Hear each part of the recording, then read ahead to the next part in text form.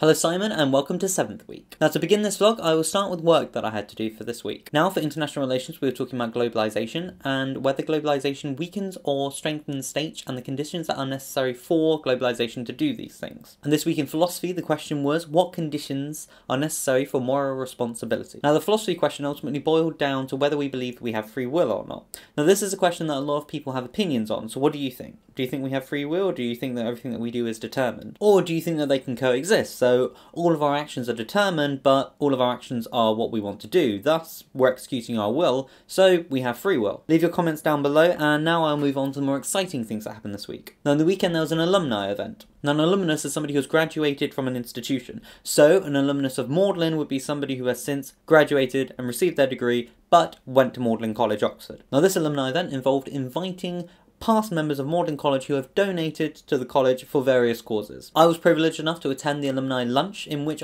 I sat opposite a lady who was incredibly interesting. This lady helped her mother in the 50s and 60s run a hotel, which, if you consider the period, is incredibly impressive. Then, after attending Magdalen College, Oxford, this lady went on to be in the army for 15 years. She worked on the D-Day celebration in Hong Kong and also on the grandmother's birthday, and then went on to become a stockbroker after leaving the army. I'm finding that the more I get to know the alumni of Magdalen College, the more I discover that all of them are incredibly interesting and all of them have amazing stories to share. And I have to add that I'm incredibly proud to be part of and feel incredibly privileged to be a part of the Magdalen family. I'm sure this applies to every college, so Simon, if you have spoken to a particularly interesting alumnus of St. Peter's, please do share the story that you've had with that person. Now coming on to the reason why this vlog is late. Now this evening I attended a talk by Garry Kasparov. Hopefully I'm saying his name correctly. Now this man holds the title of being the youngest world champion at chess. He went on to play the very first computer developed by IBM called Deep Blue, and actually in their match they drew. He's since been heavily involved in human rights and is part of the resistance to the government currently in Russia. Now he was speaking about innovation and how to inspire innovation. He made the point that the society at the moment is quite risk adverse, so we're scared of failing, and as such we aren't innovating in as dramatic bounds as we were, say, in the 1969 when we landed on the moon. We aren't saying to ourselves, hey, that seems impossible, let's go try that out. Now my favourite quote from the event was, "Can't let the fear of failure prevent us from moving." Now that quote is brilliant on so many different levels. And the thing is, it's quite an open belief to hold. When have you ever done something because you thought, actually no, I'm no good at that, or actually I'm just going to fall flat on my face by trying? The thing is, you don't know, and that shouldn't scare you, that should excite you, because it might end up being incredibly amazing.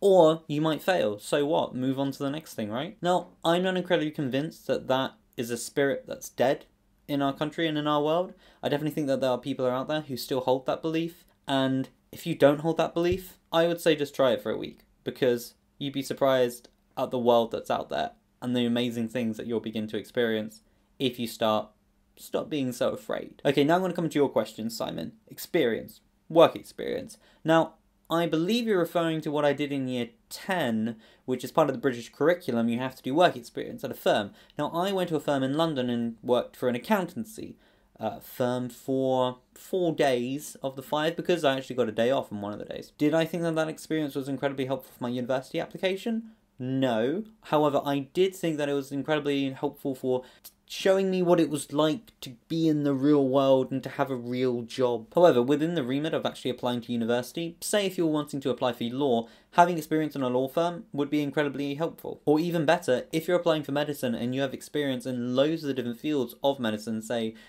in a hospice, in a normal hospital, on the ward, and you've actually engaged and seen all of the nitty-gritty kind of gory, less pleasant aspects of medicine, that will be far more favourable and advantageous for your application. The reason this is important is because there are a lot of people who apply for medicine who don't realise that being a medic involves seeing naked bodies and dissecting things and having blood and organs and all those nasty things everywhere.